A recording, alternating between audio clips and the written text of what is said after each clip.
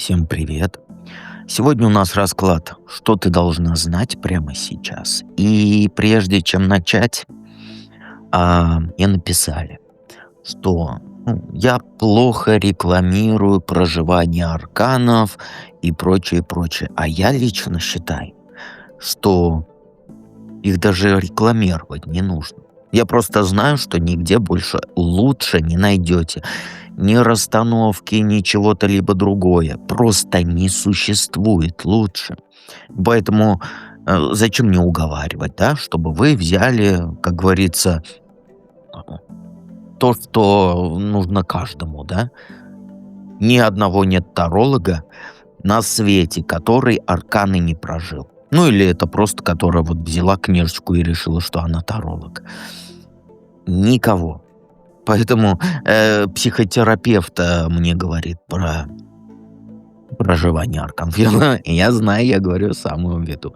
И знаете, вот это тот продукт, который не нужна ему реклама. Его ищут все. Чтобы было понятно, у многих зарубежных тарологов тоже есть проживание, но там вход, если в рублях, от 500 000. Просто вход. Ни у кого нет младших арканов, ни у кого. Поэтому я не считаю, что нужно как-то, как сказать, рекламировать. Я считаю, что нужно цену в 2 раза поднять. Вот так вот я считаю, да. Потому что это уникальный продукт. Это просто нет ни у кого. Поэтому, да, вот такой я плохой рекламолог. Рекламолог. Не знаю, как называется. Но кто хочет жизнь менять, он, как говорится, и будет менять. Придет в проживание и так далее. Не надо никого за шкирку брать и говорить там: все, иди. Прям вот на пинках. Нет, кто хочет жизнь менять, кто не хочет в жертве сидеть, кто хочет подниматься в своей жизни, солнышку радоваться, а не грустной какашкой быть, они все в проживании арканов. Поэтому, да, я плохо рекламирую, но это тот продукт, который не нуждается в рекламе. Его ищут. Мне, как вы знаете, да, на 10 разных языках расклады выходят. Мне на других языках пишут в запретграмм, да, то, что сделайте на нашем языке, очень много запросов. И вот у вас, кто меня сейчас на русском языке, на кураптоновском языке слушает, у вас есть такая возможность. И это не схватить, это быть, вот как сказать вот даже, это быть просто вот в жертве и по течению плыть, плыть, плыть, и ничего не хотеть менять, которых, кроме, как говорится, дом, работа, ничего им не нужно. То есть нет интереса к жизни у кого. Поэтому вот так вот. Кто хочет, тот придет. Поэтому сильно рекламировать, прям расписывать все вот эти все я не буду. Есть психотерапевты, которые стоят 15 000 рублей в час. Пожалуйста. Итак, давайте начнем наш расклад.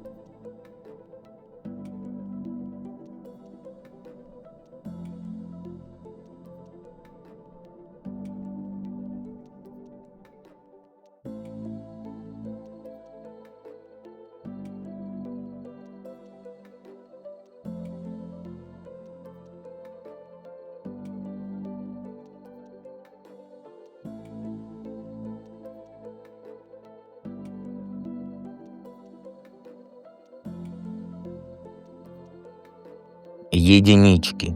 Что сейчас в жизни в твоей творится? Ну, знаешь, у тебя тут все как на ладони. Мужик сейчас у тебя под крышей чужой стабильности развлекается. Да, именно так. Он забил на тебя не потому, что проблемы, а потому, что он сейчас устроился вот удобненько в теплышке, понимаешь? Ну, видишь, он под одеялком, как удобненько. Вот. И он как ежик в берлоге. Ему хорошо, ему сыто, и ему плевать, что ты там переживаешь.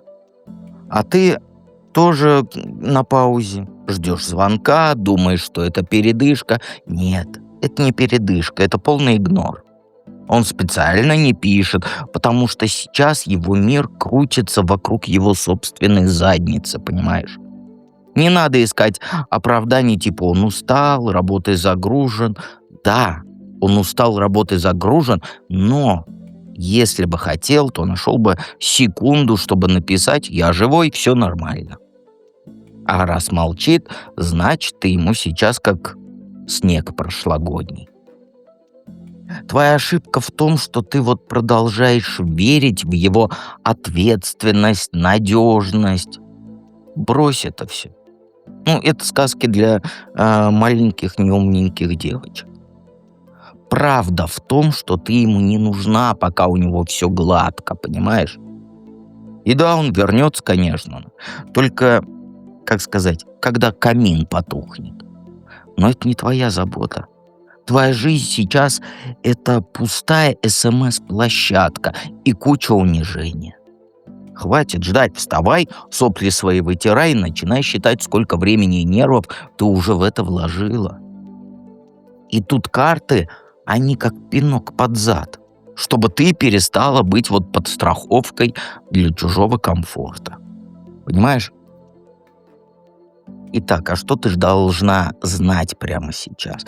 Тут все понятно. Хватит ныть из-за этого мужика. Вот смотри, у тебя по картам сейчас реальный шанс, как сказать, вкатить себе финансовую подушку. А ты вместо этого что делаешь? В подушку ревешь, ой, меня не любит, ой, я одинокая. Ну, этот отшельник, он же не про то, чтобы грустить в углу под одеялом. Это знак, что пора заткнуться на неделю, телефон отключить и сесть разбираться с деньгами. Пока ты вот рефлексируешь, мимо тебя проходят конкретные возможности. А это новые проекты, нераспакованные навыки твои. Или даже банальная экономия. Потому что, ты знаешь, ты должна понять, что сейчас твоя энергия нужна не ему, а тебе. Вот каждая минутка, потраченная на мысли о мужике, это украденные у тебя деньги. И это не может быть, да, это факт. Если через месяц ты не начнешь двигаться к своим целям, то проснешься в той же конуре, но уже без надежды. И вот что важно, твой единственный выход — это стать для себя самой главной инвестицией. Не жди чуда, создай его сама. Понимаешь? Ты можешь из финансовой ямы вылезти, но ты, извини меня, ни хера не делаешь, ты просто лежишь и по мужику грустишь, которому просто на тебя насрать. Вселенная тебе зеленый свет дает, но ты упорно в стену пялишься, как баран на новые ворота. Что тебе делать, зная все это? Ну, тут понятно, да? Хватайся за свою интуицию, как за парашют, и вперед. Твоя проблема в том, что ты слишком зажала в кулаке вот это прошлое. Это вот эти «а вдруг он вернется», «а может я сама была не права». Вот выброси этот хлам из своей головы. Сейчас надо действовать как шпионка. Тихо, без паники, но жестко. И вот что первое сделай, это перестань контролировать того, кто тебе не принадлежит. Его чувства, его выбор, его молчание — это его территория, не твоя. Твоя задача — это разобрать свои завалы. И доверься по жрице внутреннему голосу. Если он говорит «забей», значит «забей». Шепчет там «проверь его банковские переводы», да? Значит, пора включать Шерлока Холмса. Почему я тебе говорю про переводы? А потому что ты увидишь некоторые сюрпризы.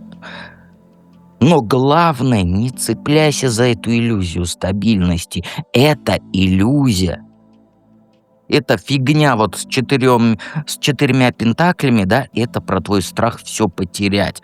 Но ты уже все потеряла, когда разрешила ему вот так с тобой обращаться. Действуй четко. Разорви вот этот шаблон. Не жди, дело новое начни. Кредитки закрой, выгони его вещи из шкафа. Не выгони, а как его, выкини. И перестань бояться одиночества. Это не он тебя бросил, это ты себя бросила раньше. И сейчас твой ход. Либо ты подчищаешь последствия своей глупости, либо они тебя раздавят. И выбирай, выбирай. Тут уже даже говорить нечего. Остается выбор только за тобой. Давайте перейдем ко второму варианту.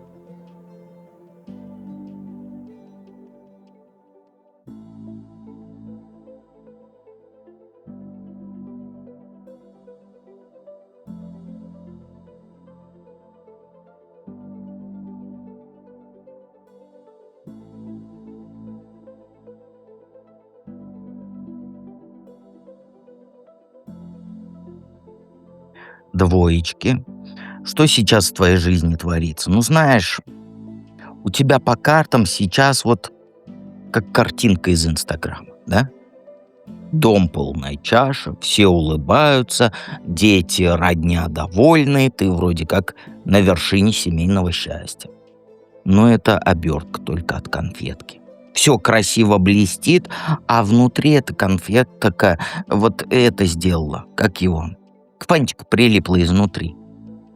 И ты сама знаешь, что за этим праздником жизни сидит у тебя огромная усталость, как будто ты в театре играешь роль идеальной мамы, идеальной жены и так далее. И кажется, что если ты признаешься, то мир рухнет. То, что тебя это все душит.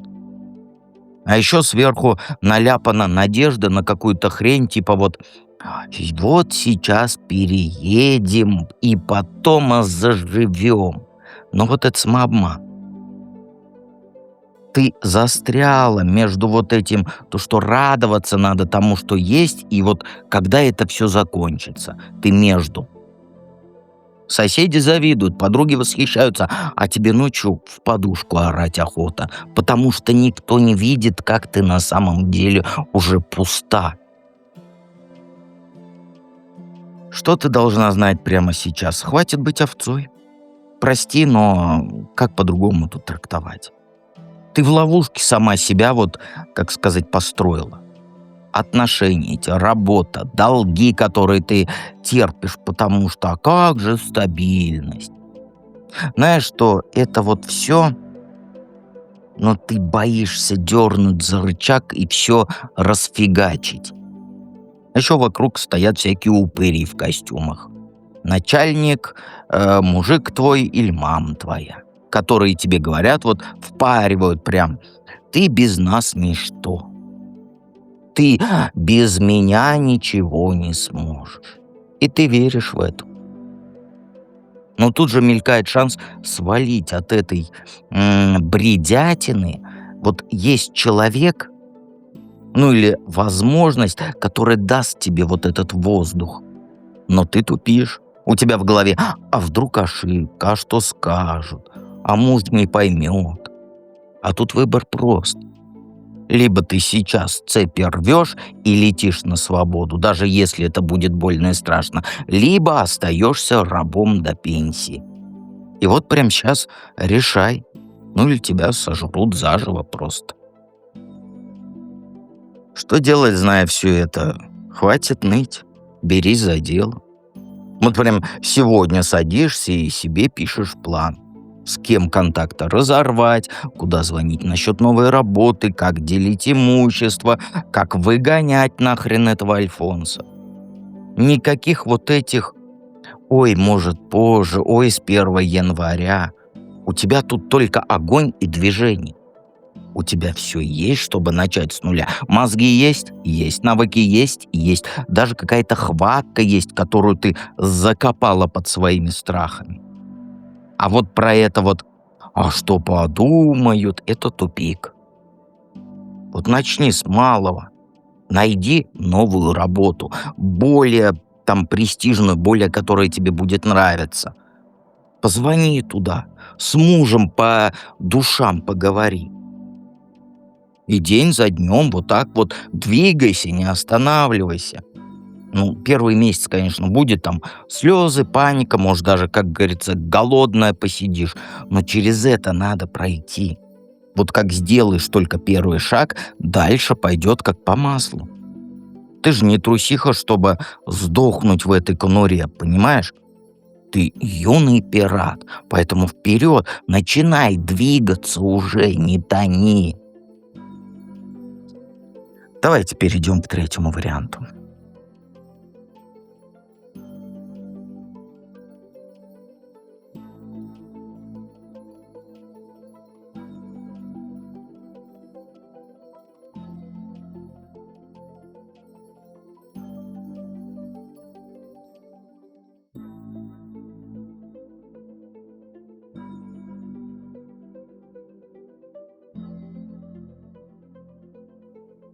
Троечки, простите меня очень сильно. Что сейчас в жизни вашей творится? Ну, знаешь, у тебя сейчас психушка под видом стабильности, я бы так назвал. Ну, ты вроде как выдохнула после жесткого периода, да? Там, где тебя конкретно кинули, предали, отношения развалились, ну или кто-то, как сказать, как называется, если друг оказался вдруг, вот прям вот так. И боль чувствуется, но уже не такая острая, а тупая, вот как синяк, который только проходит. И внешне вроде все нормально. Ты вроде собралась, вид делаешь, что все нормально, даже достигла каких-то целей, а внутри полный бардак. Как вот после землетрясения. Понимаешь? Ты вот сейчас всем говоришь там, все хорошо у меня, все ништяк, а стены трещат. И самое поганое, что ты сама себя обманываешь, как будто там все хорошо. На деле эти раны не зажившие, они влияют на каждое твое решение. Ты перестала людям доверять. Ты забила на новые знакомства. И ты по любому поводу ждешь от всех подвоха. И это не интуиция, нет, это страх, который ты, как сказать, притворяешься мудростью. Вот как сказать. Страх, который вот в маске мудрости, так скажем. Поэтому не путай одно с другим. Страх и интуиция. Твоя жизнь сейчас — это вот глянцевая такая красивая обложка журнала, а внутри какашки. То ты должна знать прямо сейчас. Но знаешь, сейчас вокруг тебя, знаешь, как назвать, вот петушиные бои. Все лезут в твои дела с советами. Вот знаешь, вот как ты, страна советов. Вот все лезут к тебе. Вот так надо, вот так надо. На самом деле им просто скучно. У тебя коллеги, подруги, даже мама, все считают, что они лучше знают, как тебе жить. Но это все херня. Ты на самом деле сейчас в позиции силы. Хоть и этого не чувствуешь. У тебя же есть все, чтобы не зависеть от их мнения. Свое жилье, работа есть, мозги тоже у тебя много. Вот ты разбираешься со всеми кредитами, берешь кредит, выплачиваешь, хотя все орут, там ты не потянешь. А ты тянешь. Ты не тот, кто вот пляшет под чужую дудку. И знаешь, сейчас главное вот не втягиваться в эти драки. Пусть гавкают, тебе жалко, что ли. Твоя задача, вот они как собаки, представь, да, лают на земле, а ты кошка, которая на этом сидишь, наверху, как назвать, да на чем-нибудь там, на заборе. А собаки до тебя дотянуться не могут. Пусть лают. Сидишь высоко, всех видно, достать не могут. И твоя независимость — это не приз, который надо демонстрировать. Это твоя броня. Поэтому на ерунду всякую не распыляйся. Энергию береги для реально важного дела, а не на вот эту вот всю, как сказать, драку. Что тебе делать, зная все это? Знаешь, из головы нужно выкинуть крайности. Вот хватит биться головой о стену и прятаться в эту ракушку долбаную. Твоя фишка сейчас — это баланс. Например, вместо того, чтобы орать, ругаться, там на мужа за носки разбросаны или там обиду месяц копить, скажи сразу, спокойно, но жестко: чувак, убери вот это все. И без истерик. Не сделал? Дальше подходишь к нему, нежно-нежно на ушко шепчешь: я тебе сейчас глаз выткну. Блин, ну зачем я это сказал? Ой, вырезать надо будет. Говори то, что я тебе глаз на жопу натяну. Вот прям так и говори. И начнет действовать. И знаешь, вот ты заслужила, как сказать, нормальную жизнь. Прямо вот сейчас, не когда-нибудь, а прямо сейчас. Вот тебе нравятся духи, на которые ты вот пялишься, но деньги жопишь. Купи. Съезди там на море без вот этого особого повода. Это не баловство, нет, это поддержание твоего боевого духа. Вот представь, что ты вот, как сказать, вот огород. Если грядки не поливать и не удобрять, то урожай не вырастет, он сдохнет. Твои грядки — это твоя психика. Понимаешь? Не только психика, это и тело твое, и настроение твое. Поливать нужно регулярно, а не раз в 5 лет. И главное, никаких резких движений. Не надо бросаться людям помогать, там, всем подряд. Наоборот, посылай всех в огород. Думай о себе. Ну, конечно, без фанатизма. То есть плавай аккуратно и не лезь там, где спортсмены плавают. Ну и у бортика не топчись.